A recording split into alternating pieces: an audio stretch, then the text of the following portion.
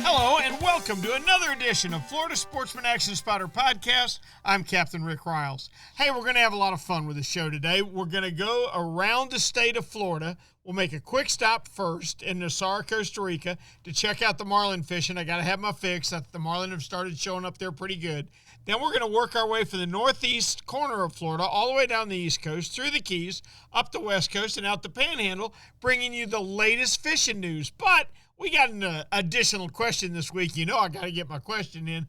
This week I want to know, and I'm asking this for all the new anglers that are moving to Florida, if you had to feed your family on one rod and reel that you own, what would it be? You know, there's a lot of guys with a lot of questions about what tackle they need to start saltwater fishing with. We're going to start on that subject this evening. Tonight's Action Spotter and all of our Action Spotters are brought to you by Yamaha. Reliability starts here. By Shimano, bringing people and nature together. By Tournament Master Chum, always the best chum on earth, all right. By Nosara Paradise Rentals, your dream vacation. By D.O.A. Lures, the unfair advantage. By Young Boats. You want the finest in flat spay and offshore hybrids? Check out youngboats.com. And by the Castaway Hat Co. That's the hat that's helping save our seas. All right, let's get rolling. Time to head to Costa Rica and check in on my dream destination, Nosara Paradise Rentals. Craig, how are you? I'm good, Captain Ricky. Real good, sir. Man, I'm glad it's springtime in Florida now. I know it's not spring in Costa Rica. What is it in Costa Rica now? It's late summer. Fixing to go into our fall, which will be the full moon, the end of the beginning of June this year. The closest I've got it figured, your annual temperature range is about from 82 to 83 and a half. Is that about right? Yeah. Very rarely it drops below 80. Anything under 82 is a cold front. Anything over 83 and a half is hot. Yep. Yeah, get the thermal underwear out when it gets 78. Oh, that ain't going to happen. Tell me about your fishing. It's been real good, you know. The disappointment, I mean, we had a great marlin bite, really the last 2 years, and good, solid numbers of fish. The sailfish this last week got a little more prevalent, but the marlin kind of backed off a little bit. But we had a couple of those, one of those just really, really big mahi. I mean, the picture, I believe the fish is a little over 50 or right at 50, which is a world-class mahi. That's a world-class mahi. Yeah, and then we had this one last week that was, I think, a little over 40, but nice fish, but, you know, good sailfish counts. And, you know, and the yellowfin have gotten a little bigger, but, you know, normally by this time during the year, from November to right now, we would have had about 4 of the 200-pound plus yellowfins, and you know, and 69 to 70, 72, 74-inch fish, but we haven't gotten one. Huh?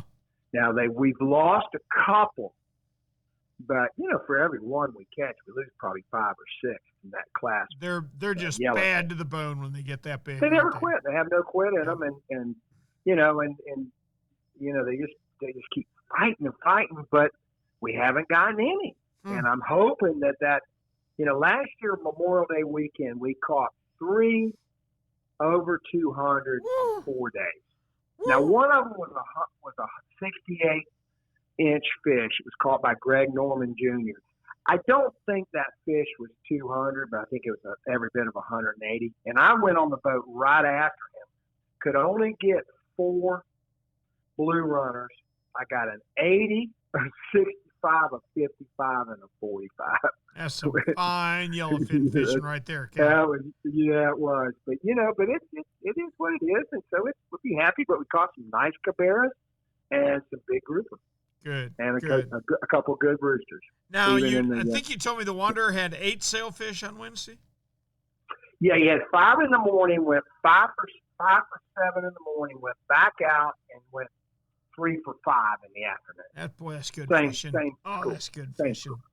Yep. Yeah, that's good fishing. You know, and there were some critters mixed in there too. There was a couple mahi and some smaller yellowfin. They were on a 4 for 5. Mm-hmm. So a little bit of everything was feeding. But hey, you know what?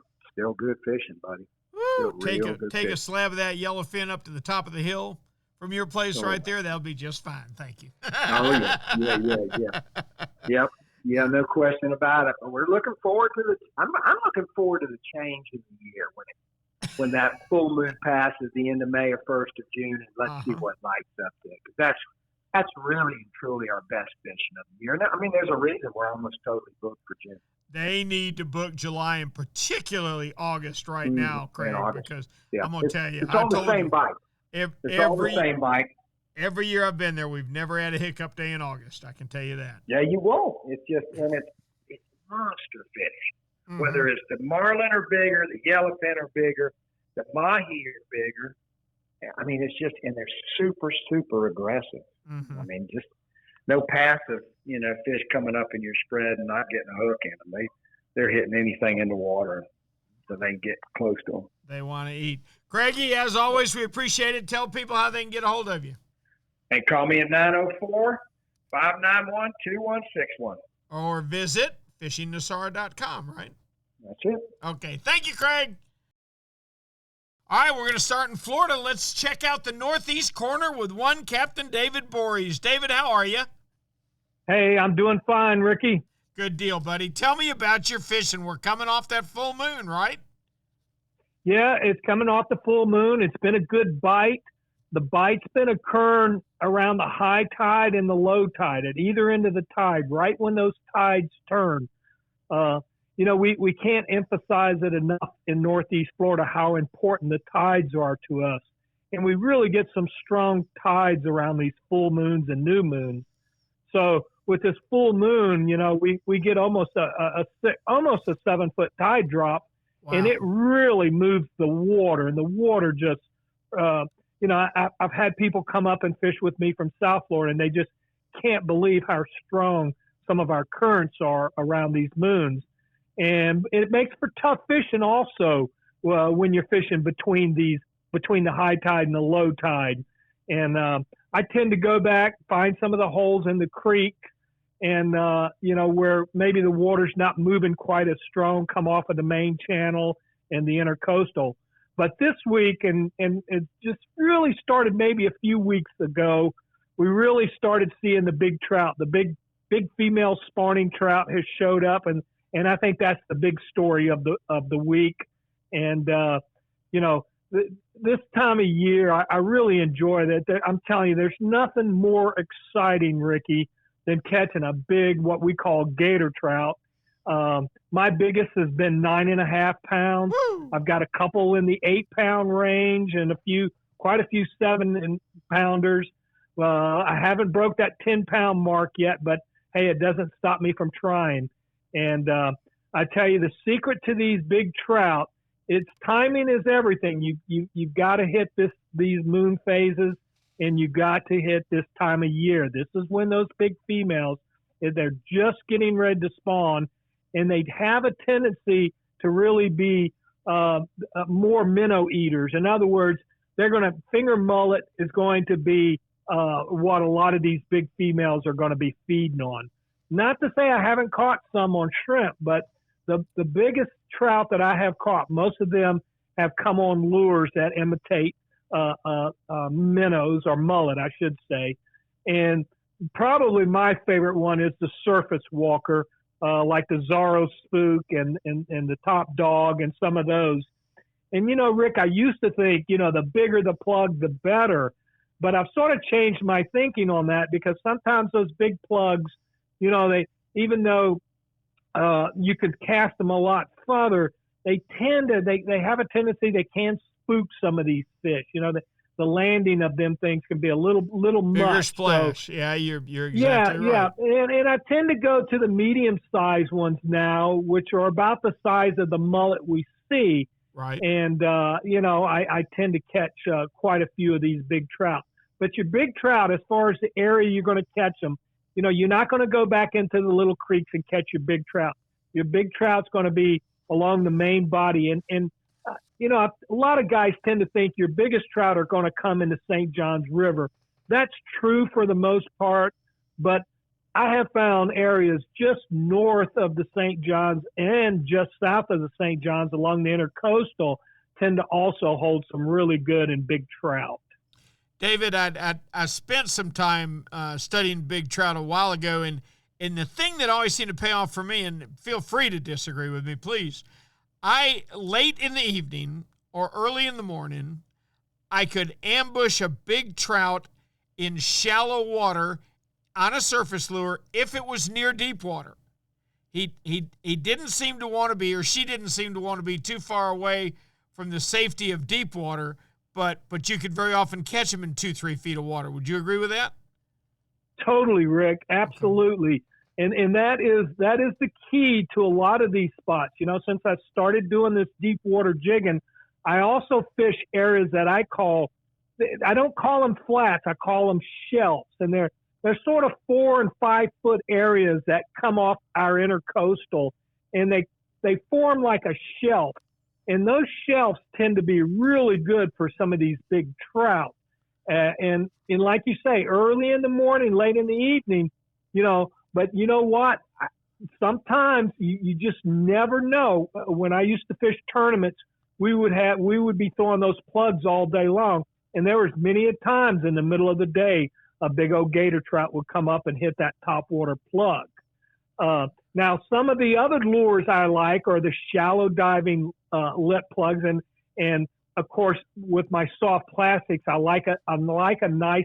I've caught quite a few on the paddle tail grubs, and I'll actually go to a nice bigger grub, one that sort of imitates more of a shad type shape than the long skinny mullet.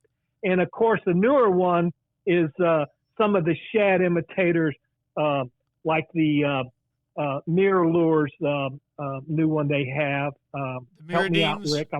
The mirror dang, yeah. And they seem to be really. A lot of guys are having great success with the mirror ding, and when you see that one, it's sort of it's a suspended bait. It flashes, and it has a tendency to be quite successful on these big trout. Talking to some of the other captains that have had success with some of these big trout, they tend to think that another really key bait for these guys are the small shad or the very small menhaden. And actually, some of the guys have started using them as far as live bait goes and been quite successful on catching big trout with these shad. How about that? David, that's a great report, and I know guys need to hurry if they're going to get on that big trout this year, because on this full moon might well be the end of the spawn. Please tell me we can check. It is, Rick, let me say one other thing, too. I was really surprised to notice how quick these fish had rode up, because just a matter of weeks ago, some of the fish that I did clean, some of the females that I were cleaning that people had taken home with them, weren't showing very big signs of roe. And in just a matter of weeks, it looked like, man, they are ready to pop. And the other thing I want to bring to people's attention, every one of those big trout that I have caught, the 7, the 8, the 9-pounder, they've all were released. I've never caught a big trout. And I encourage people, if we want to continue seeing these big trout, we have to get in a habit of releasing these really big females. Now, the state allows you to keep one per boat, not one per person, one per boat. But I encourage the really good anglers and the guys who want to see the trout come back, release any fish, any of these trout over 19 inches. Release them, please. Couldn't agree with you more, David. Please tell me we can check with you next week. I'll be here, Rick. All right, Captain David Borries. Our thanks to David Borries for a great Northeast report. Now, it's time for East Central. Nobody knows East Central like Captain Jim Ross. Jim, how are you? Doing fantastic. Rick, how are you doing I'm doing today? well myself, my boy. Doing well myself. Tell me what's going on in East Central, and where are the big cobia? I don't know where the big cobia are. I have been catching cobia. Quite a few guys have been catching cobia. Like we spoke about last week and the week before, if you're looking for rays, you're wasting your time. The rays are gone. They've been gone. When they were here, they didn't have many fish on them anyway. we're finding our fish on wrecks and reefs between about 50 and about 85 to 90 feet of water. They're following bull sharks, they're following sandbar sharks, they're following stingrays, things that are down on the bottom. I stopped on 8A Reef the other day, and everybody, kind of kids about, oh, well, where did you catch your fish? Oh, I caught it on 8A Reef. That's kind of the standard joke answer, but there's plenty of fish on that reef. I stopped on there Friday, was trolling for kingfish. I was marking kingfish, but I wasn't catching anything. But underneath the kingfish, I was getting bigger marks. So I said, let's drop some baits down and find out what's going on. Then get some cobia down there. Sure enough, we dropped down about 10, 12 feet off the bottom, and those cobia were there. We ended up catching 4. And then, come back to the dock, and guys are like, where'd you find the rays? But guys, there's no rays. Yeah, they're stuck on the rays. Well, the rays are up here, Jim, and it's interesting to hear your report that there's not any fish on them, because there's fish on them up here. The problem is, a friend of mine the other day who's real good at judging the length of a cobia and didn't throw at any fish that he thought were going to be small. He ended up his day with a dozen fish and not one legal. Wow. So, I mean, the fish that are on the rays up here are just undersized. And, what is that, Jim? Does that tell us that we're going to have a great year next year, or does that tell us that the big fish are all getting wiped out before they get here? I don't know. I'm honestly thinking, Rick, that we are fishing for juvenile fish right now. I think the bigger fish on the Atlantic side are getting hammered. I do too. Especially when they get to the Chesapeake. The guys that I've talked to up there are absolutely just destroying them. They're getting 20, 25, 30 fish a day. They're culling through and keeping those fish that are 50 pounds and bigger. Now, as far as the fishing goes, though, I'm glad to hear that you guys have got them on the rays. But if the guys here in the Central East region want to come up that way, go on up that way and go cast at a ray. Go cast at those baby cobia. Yeah, but if you want to catch a fish that you can bring home, fish on the reefs and wrecks between 50 and 80 feet of water. The king mackerel are actually inside of that. Today I was out again, and before the wind blew up, and the king mackerel were in between about 45 and 55 feet of water, and they were pretty thick. As far as a loosely associated grouping of fish goes, it wasn't a school like you would find over the top of a reef scenario. It was just a loosely associated grouping, but there were enough fish out on the end of the Canaveral buoy line all the way out to the end of the Southeast Shoal. So between the 4 and 9 mile mark, enough fish in there that if you're drifting or slow trolling, you were catching fish consistently.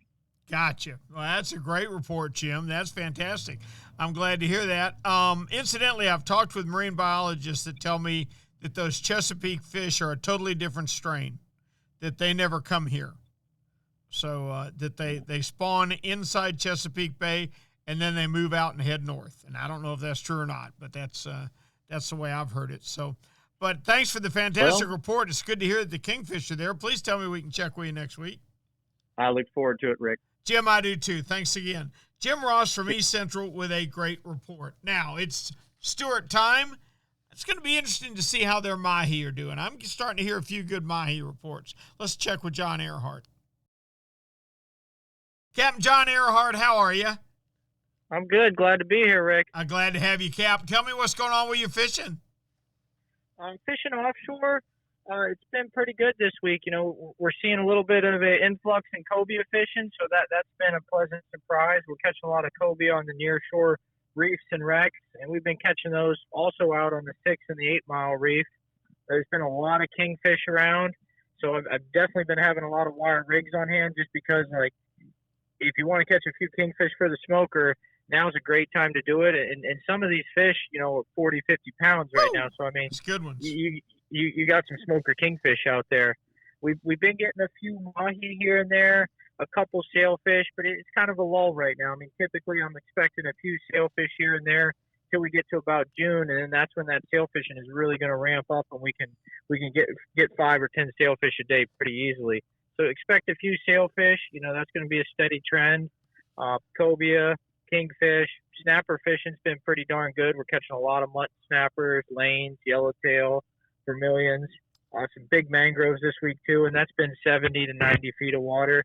You got to reel them in really quick because the Goliath groupers are just unbelievably bad this season. So if you don't reel them in quick, don't expect to catch them. Gee whiz. And oh, by the way, the state's solution to opening up the Goliath grouper thing may be the dumbest government program I've ever heard of. And I've heard of some dumb ones, brother. Yeah, I don't know. I've never been much for promoting killing juvenile fish, but somehow the state decided that's what they want to do. So I mean, we'll see how it goes, and hopefully that will lead to us being allowed to harvest an actual Goliath grouper, and that might do some good for the Treasure Coast. It would do some good for all of us and put them back in balance again, which is something that our government seems to have no concept of. Hey, John, are the tarpon shown up yet? We're getting a few tarpon upriver. I've seen a few along the beach. It's definitely not full bore. You know, I'm starting to see trace amounts of them. You know, typically April and May is when I get a lot of juvenile tarpon. Right. And then it'll transition to that summer run along the beach where you can catch those 50 to 150-pound fish, you know, on those calm summer days along the beach. So there's definitely tarpon in the area. They're not thick yet, but they are there if you're looking for them and you're willing to put in the time. Fishing live mullet's going to be your best bet, but you know, swim baits, top waters, spool techs, any small white swim bait that works really well typically this time of year. Hey, John, I got a question for you. You ready? Yeah. All right. God forbid your house burns down, and you get to save one rod and reel to feed your family with. What's it going to be? I'd say it'd be a 4,000 size Stratic with my Lucky Star rod. You know, I'd catch just about anything with that bad boy. I think mine was a 3,000 size spinning reel on a similar rod. I think that's probably, if you just moved to Florida and you want one outfit to start with, I think that's where I'd start. How about you? Yeah, a 3,000 or 4,000 size reel is going to give you plenty of action. Then when you start catching those giants, maybe it's time to upgrade to a 5,000 or 6,000 size spinner. Yep, let's get the family's belly full of whiting first, and then we'll worry about action. John, that's perfect. Thank you so much. We appreciate it. Thank you, Rick. We'll talk with you next week, buddy. Now we're going to head to Miami and check in with the mayor of South Beach himself, one Captain Alan Sherman. How are you, Alan? Rick, I'm doing fine, and you? Good. How's your fishing? Fishing's been great. We're catching a little bit of everything down here right now. We got the spring action going on, and the offshore guys are doing well on sailfish. Actually catching, 2, 4, 6 sailfish a day. Having plenty of opportunities. Some big smoker kingfish are biting, and the blackfin tunas are starting to show up. So there's plenty of action on the offshore side. On the inshore side, there's been snook and sea trout. The snook are back in the brackish waters, and the sea trout are on select areas of good seagrasses. That's where the sea trout have been biting. I'll be darned. So you're telling me you're finally getting springtime fishing, huh? It's here, and it's exciting, and you can go out there and actually catch fish without too much effort. Fantastic. That's what we like to hear. Hey, Alan, let me ask you a question. If you had to count on one rod and reel, okay, let's say, for example, you just moved to Florida and you want to get into fishing. And what do you want? What's the one rod and reel you can't live without? Well, for me, being a inshore offshore fisherman, the one I'm going to grab is my Bait Runner 4000. I've got 20-pound weight on it. I have a 7-foot rod, a spinning rod. It's rated for 15 to 30-pound line. And with that rod, I can do a lot of the inshore fishing, and I can do a lot of the offshore fishing. That rod's perfect for snook. It'll handle a medium-sized tarpon. It'll pull a grouper up off the bottom. It'll catch those big mutton snappers that we get in the summertime in the bay. And on the offshore side, it'll do a job on a nice dolphin or a blackfin tuna, big kingfish, even a sailfish. Not a challenge on that outfit. Good deal. So a 4,000 Bait Runner is going to get it done for you, huh? For me, it is. Now, I usually go with fishing tackle that creates a challenge. I'm not looking for a broomstick. I want to have some fun. At the end of the catch, when I've made that catch, I want to be able to look at that fish and say, I did this on this tackle. Gotcha. I don't want to go overkill on it. Some people will. I'm not looking, I'm not a meat fisherman anymore. Now I just want to make that special catch. Yep. I think we're all in the same boat. Alan, that's perfect. Please tell me we can check with you next week. Look forward to it, Rick. All right, Captain Alan Sherman from Get 'em Sport Fishing Adventures in Miami. You know what Yamaha Outboards love? The genuine formula and consistency of Yamalu marine engine oils. Outboards are subjected to punishing conditions like high loads, salt, and humidity, a mix that automotive oils can't handle. Yamalu full synthetic and marine performance formulas are certified to protect against friction and corrosion for reliable performance every time. Find Yamalu marine oils at your nearest Yamaha Outboard dealer. Locate them at yamahaaoutboards.com/dealers. Yamaha, reliability starts here.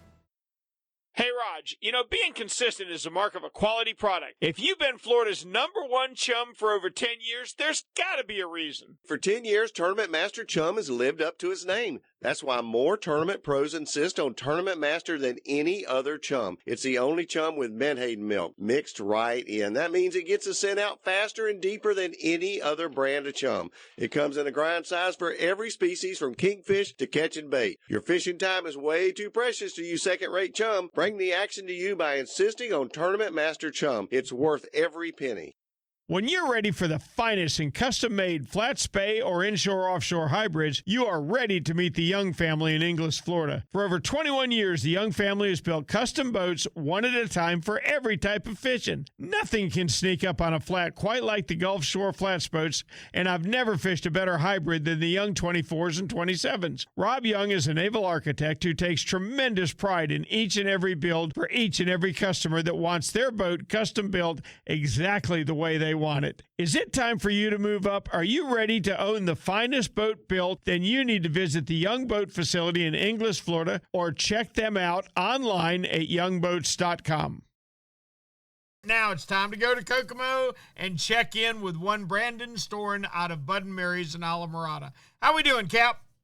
I'm great, Rick. How you doing? I wish I was there, but other than that, everybody in the whole world wishes they were there. How's fishing in Alamorada? Oh, man, it's been windy. Today they finally turned off the fans, and I actually went out front today. We caught a 25-pound blackfin tuna. Hello. And then a couple small ones mixed in with him. A couple football ones, at least. They look small compared to him. Uh-huh. I took Ashton fishing. She caught her personal best yellowtail, caught a 26-inch flag yellowtail. Gee whiz, that's a big one. Yeah, that's a good one. Over 7 pounds. Oof. Yep, that's a big one.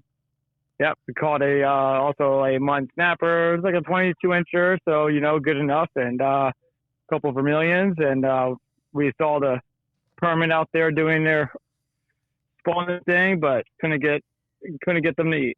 They were interested in something else, huh? Yeah. Yeah, God, I know what you mean. Well, that sounds But I will fantastic. say this, to talk about backcountry real quick, we have a full moon. The tarpon bite's been a little slow because of that. But the trout fishing has been on fire because of that. It seems like all the big trout just kind of woke up as soon as we got that big moon. They're also getting a lot of nice mangrove snappers, a couple triple tail. Snook and reds are kind of have to bounce around a lot and pick away at, but you could definitely, have a good day out there. Good deal. Good deal. Hey, Brandon, I got a question for you. If you were new to Florida, or let's just say you had to have one rod and reel to feed you an Astra on, what would it be? Man, it would be of course, a beam pole with a Penn Battle 3 4000. Come on now. I'm not talking about world records in giant fish on light tackle. I'm talking about fish to start fishing, or tackle to start fishing Florida with. Well, okay, to be honest, I would say if you're just trying to go for all around, then, a 4000 combo. Like, I love Penn. They really are high quality rods and reels that last for a long time. So a 4000, but put in like 20-pound braid on there is just a good combination. You can catch almost anything in the ocean in 20-pound test, and 4000 reels perfect for that. So, that's pretty much what I would go for. The new Penn Battle 3s are very price just right and great quality. I'll be darned. You're not going to break the bank getting one of those.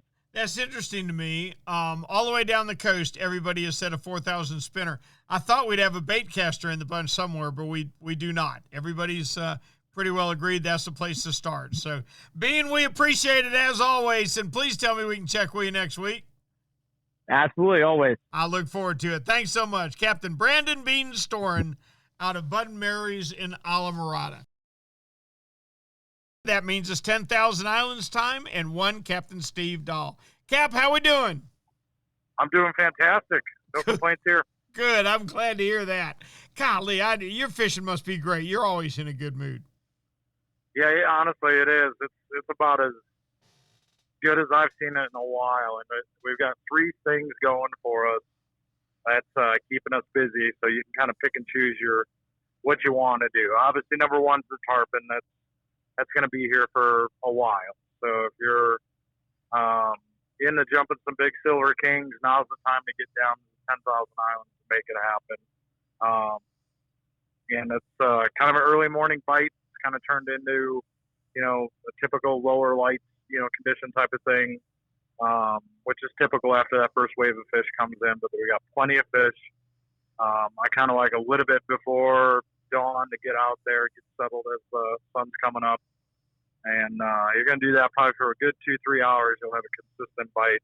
Multiple fish in the air almost daily right now for just about anybody getting out there. Not hard at all. So bring a variety bait. That's what I've been saying. Once that burns off, you got two options. If you want to pull on big sharks, that's everywhere right now. But that's most people's cup of tea. I would recommend you go permit fishing, because the permit fishing has just been unreal, and they're surprisingly close to shore for most guys. Everyone thinks in our area or up in Naples you got to run 30, 40 miles. You don't. A lot of fish are within 15 miles of shore. They're getting into a time where winds are starting to finally lay down, and the water's getting super clear. It's all, the stars are aligning for permit fishing right now, and you can, you're probably going to have crabs on board anyway from tarpon fishing in the morning. Bring those right out to the wrecks, and you're going to make it work. Steve, if I'm correct, and I don't know because I've never caught a permit, but if I'm correct, they're primarily wreck fish, aren't they? Don't you find a lot more of them on wrecks than you do natural bottom? We do. So, if you go down to the Keys, everything is really on the flats, and that's kind of how Florida's been known for permit fishing. And, tailing fish and real shallow water, technical pulling skiffs, and often on a fly rod. You can catch them on spinning gear, but in our area, those fish have learned we don't really have that grass like you do down in the Keys. And those fish relate heavily to offshore structure. And the key, though, is relief. And that is really simple. That's just how high that wreck comes off the bottom. The higher, the better. So there's plenty of documentation of public numbers all over the internet. Take a look at those for our area, and it'll actually list what the relief is. Find those, and you're going to find permit. Perfect. So that's simple. Perfect. What a great report. Steve, thanks so much. Please tell me we can check with you next week. Yeah, absolutely. I can't wait. I look forward to it. Captain Steve Dahl from 10,000 Islands. Time to head up to Southwest Florida and one Greg Stamper. But before we do that, let's get a word from D.O.A. I recently had a chance to stop by D.O.A. World Headquarters in Stuart, Florida. I wasn't the least bit surprised to see company founder Mark Nichols hard at work on a new fish catching invention. What was shocking to me was he was working on the original D.O.A. shrimp, the same shrimp he patented in 1985, the stealthiest wintertime bait ever made, the only bait that lands so subtly that spooky wintertime fish will never hear it. It was getting Mark's full attention. "What are you doing?" was the obvious question. Mark looked at me sideways. "I've never stopped working on the shrimp. It's got to catch more fish every year, so I've got to make each one better than the last. Now I've got all the production in-house, and that means today's 3- and 4-inch shrimp are consistently the best we've ever made. You know what? I get it now. The D.O.A. shrimp that fooled 1 million fish in 1985 has had to keep up with the times to keep making our fishing better. It's perfect time of year for the fish are here, but they're spooky, and the 2022 version of the D.O.A. shrimp is the stealthiest, most lifelike, and deadliest bait you can throw.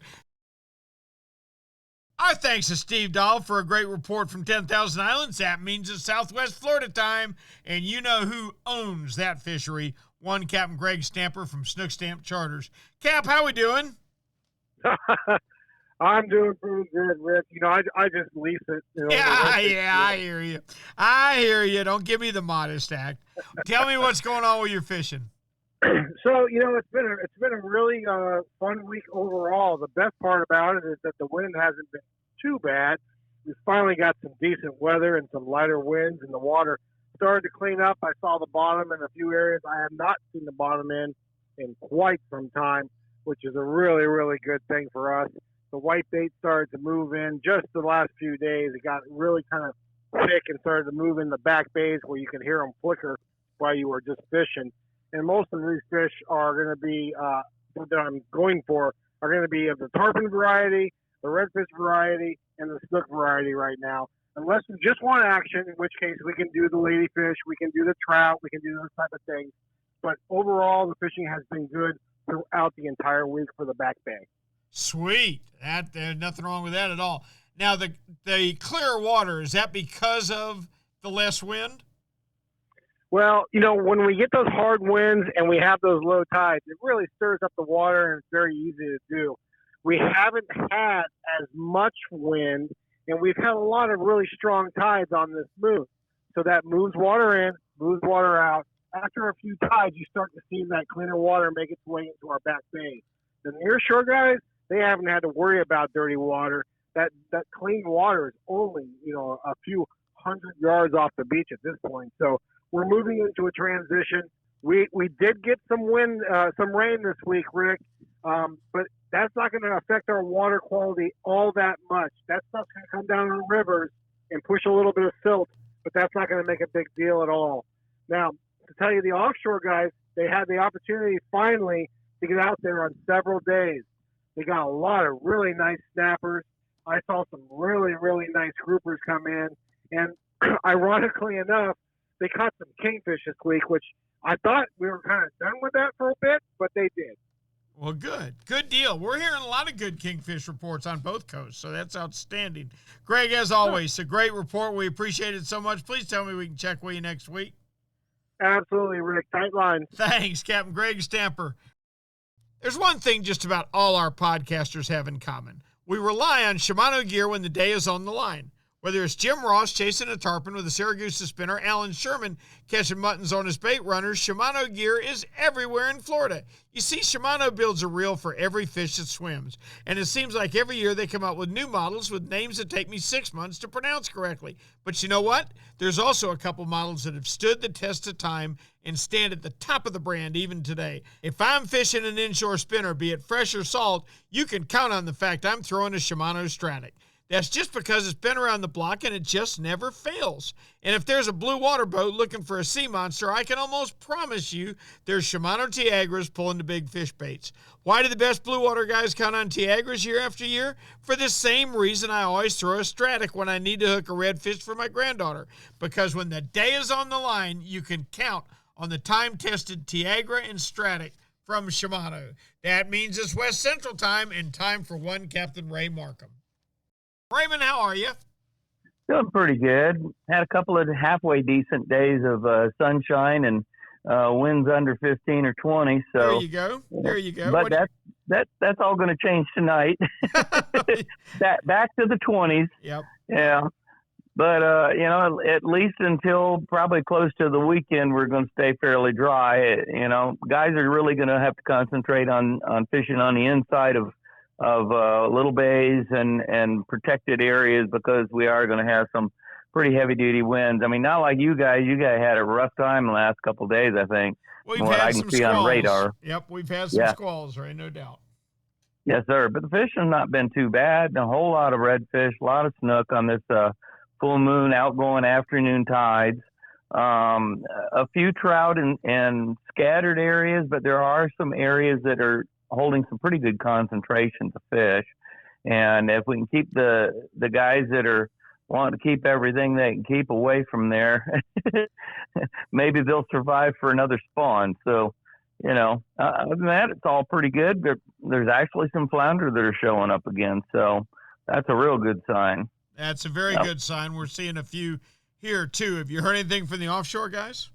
Mostly guys are concentrating on kingfish right now because they're getting ready for King of the Beach tournament that's running around the end of the month. So they're all looking and poking. Of course, all these fish have tails, and where they're here today, they could be gone tomorrow. So they're out there pretty much looking to target blue runners right at the moment to kind of pin some up. So, good bait, and if they get halfway decent conditions, I think we'll have some good fish for kingfish come up this next few weeks of tournaments. It's funny you mention that, and you're right. And I get tickled at all the crews that pre-fish for the 2 or 3 days before the tournament, because invariably they'll catch a 45, and I'm like, you can't catch him again. I was one that always wanted to stay away from my spots Rick, in the days before the tournament. I don't do a lot of offshore fishing anymore, but I'll tell you something. I mean, did a lot of it when I was young, real young, and if I want to go out and pre-fish for an offshore tournament, I'm just going to, especially for kingfish, I'm going to go out and locate bait. That's all right. I'm going to do. You're absolutely right. Absolutely find the bait, right. find the fish. Ray, what a great report. Thank you so much. Please tell me we can check with you next week. You bet, brother. All right. Be waiting. I'll look forward to it. Captain Ray Markham.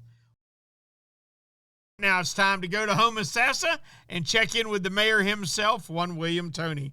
How we doing, my boy? We're doing good. It's a beautiful, muggy day, but we're looking at a pretty good week of just wind again. Yeah. Dad, blame it. The wind's back. Yeah, we can't change it. I wish we could. Our mahi showed up. Our mahi finally showed up. Oh, I don't know, yesterday, just in time. Yep. Just in time for another front to come rolling through and shut us down for a while. So what's been going on over there? Well, kind of like your mahi coming by, we had a good push of cobia, and that's going to kind of push everybody back inshore again. I saw a nice fish at 74 pounds yesterday. That's a pig. 74-pound Easter fish caught just south of Homosassa out in about 12 foot of water. And seeing a few more coming to the docks. Now we're going to, have some pretty good gale this week. So it's going to be touch and go for anybody wanting to head out there to try that. And, sight casting, of course, would definitely be out of the question. But, I think once this ends, they're definitely going to be in town to stay till about June. Yeah, William, I got to tell you, and one thing I want guys to keep in mind, and I'm certainly not raining on anybody's parade, or I don't mean to. If you and I go together and I catch a 20 and you catch a 74, I will trade you. No, wait, I won't. I won't trade you. If I caught the 20, I would rather go home with the 20 than the 74 is my point. Absolutely. The bigger fish that I've caught over the years have always been full of roe, and and the males always are chasing them, which is generally the smaller fish, but it's eating size is pretty good at that. Yeah. But, I did write my report this week about some ways to get out of the wind, and we're all pretty busy over here on the Big Bend. It's prime time here in April. And, so there are islands and keys to get, you can get out and get behind them and do some trout drifts. And, I don't know if we're going to get the good tides because we're kind of in between now. We got off the full moon. And we're not going to have that big push of tides. Everything's going to be spread this week, so it's mainly going to be low tides with a northeast wind, which on our side makes for some serious low water. I see. All right. I think, let's see, we're coming off the full now, so we'll have a waning mood. Will that help you water-wise or hurt you? Or will it all depend on the wind? It's going to depend on the wind. Generally, that waning moon is not going to be strong. Like if we had a new moon and a moderate northeast wind this time of year, we will still get some water, but it takes its sweet time coming in. So, like normal, say, ideal conditions, on a tide swing, you're going to be getting really good water within, probably about 4 hours before the mean high tide. But when you get a northeast wind like that blowing out, especially on a, quarter moon like we're getting now, it sometimes will act like it wants to come in and then even go out harder when it's done trying to come in. I see. So, it's not as bad as say in January, but for right now on our coast, it's gonna make for some low water, but you can still get some trout. And I had talked about using that bucket as your drag anchor, put on that front cleat, get that vessel going sideways. That way you can get all your anglers casting downwind, just like a lane in a bowling alley. Everybody stay in your lane, and you can catch some trout. You can get out there, and definitely put the hoodie and the buff up unless you want to get some good wind burn. But, it can be done. And anyways, it's going to be a little bit cooler, so that's going to help us too. Put that Castaway hat on. It'll keep the wind and sun off of you. That one might make me go like Mary Poppins. Could be. Thank you, William. As always, we appreciate it. Please tell me we can check with you next week. We'll be here in downtown Homosassa. All right, Cap William Tony. Hey, before we head up into the Big Bend, let's get a quick word from Castaway Hat Company. I'll bet you don't even remember the day that all us cool kids would rub baby oil mixed with iodine to help us get even darker in the summertime. Being burnt was cool. And even if you weren't a surfing guide, you sure looked the part. Oh, boy, if a lot of us old guys paid the price for our vanity, we never knew the skin problems and health damage that awaited us. Today's fishermen have the option of being so much healthier in the sun than we ever thought of, thanks in no small part to Castaway Hat Company, who not only provides our podcasters with Castaway straw hats, but they make the coolest prints on the underside of the brims you ever saw. You may think your Bimini top or T-top blocks the sun, but as an awful lot of us OGs can tell you, you don't have enough sun protection. Do what we do. Put on the sunblock and put on your Castaway straw hat. You'll look the part of today's best anglers, and you'll even be helping the environment. For each Castaway hat sold, the Castaway Company will pay to have 1 pound of trash removed from our waterways. The burning Florida sun won't be roasting your skin, and believe me, when you age a few years, you'll thank us old guys that have spent a lifetime on the water. So go to CastawayHatCo.com and get your best sun protection today. Castaway Hat Company, the hat that is helping save our seas. Our thanks to William Tony for a great report out of Homosassa. Time to move up into Northwest Florida and check in with Captain Kevin Lanier. Kevin, how we doing, my boy? Captain Rick, we're doing just great. How about yourself? Doing fine. Have you seen any red snapper? They got any red snappers over there, Kevin? It's kind of hard to look into the blue water for all the red. I know it. It's nuts over here, buddy. I'm telling you, it's crazy. I tell you what. Some of the best couple days I've ever seen. I don't know why we're not fishing them, but red snapper were from the surface down to 140 feet. You couldn't get through them. It was amazing. I had a buddy that caught one on a fly. Yep. I believe it. A friend of mine and I caught 4 in 23 feet of water this week. Good Lord. Yes. I mean, it's just, it's to that point to where it's hard to explain to customers why we can't keep them. So. Yeah. That's another discussion for another day. And I'm really kind of worried, to be honest, Kevin, not to belabor the point, but I'm really kind of worried that they now exist to the detriment of the resource. I think that they've taken everything over, and they're a very aggressive predator. And, I bet you they've eaten a bunch of little baby grouper and sea bass. No, I guarantee you. Anything that goes unchecked gets out of control. So, yeah. I mean, we've proved that as a society. Yep, that's true. We've certainly proved it with sharks, too. I can promise you that much. So tell me about your fishing. How's it been? Well, it's been actually really good, Captain Rick. We've gotten some really good weather days. We've been able to get offshore. In fact, we were offshore yesterday. It was calm as glass going both ways. Ran out to about 100 feet of water and actually got into some really nice fish. We caught some keeper triggers. We caught a keeper gag we had to let go and lost count of red snapper. Even though we're not targeting them, it's pretty amazing. So we had 2 trips in a row that were like that. I mean, we brought home a mess of fish that we could keep, but customers got tired of releasing red snapper. Would you do me one more favor before you go? Yeah. Would you give me that description of the ocean again? It's hard to look down into the blue water for all the red. No, that wasn't the one. The other one. What was the surface of the ocean like? Slick as glass. Yeah, that never happens anymore. I haven't seen that in a long time. I just wanted to hear it from somebody who did find it.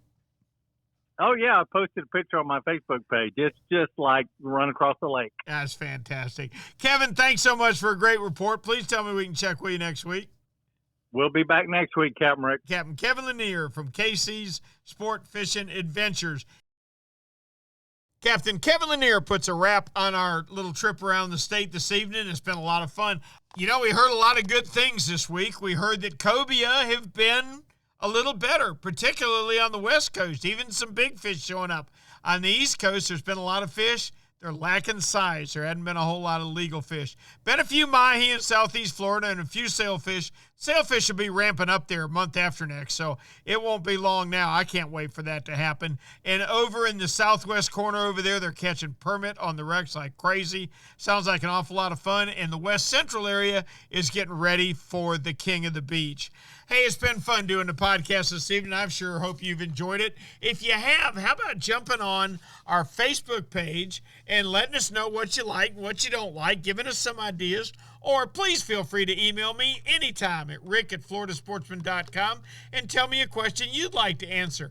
Got a theory for next week. I think we're going to be talking a lot of kayaks. We'll have to see. Florida Sportsman Action Spotter is brought to you this week and every week by Yamaha. Reliability starts here. By Shimano, bringing people and nature together. By Tournament Master Chum. Well, it's the best chum on earth, all right. By Nosara Paradise Rentals, your dream vacation. By D.O.A. Lures, the unfair advantage. By Young Boats, you want the finest in flat span and offshore hybrids, check out youngboats.com. And by the Castaway Hat Company, that's the hat that's helping save our seas. For Florida Sportsman Magazine, until next week, I'm Captain Rick Riles, and I'll see you on the riff.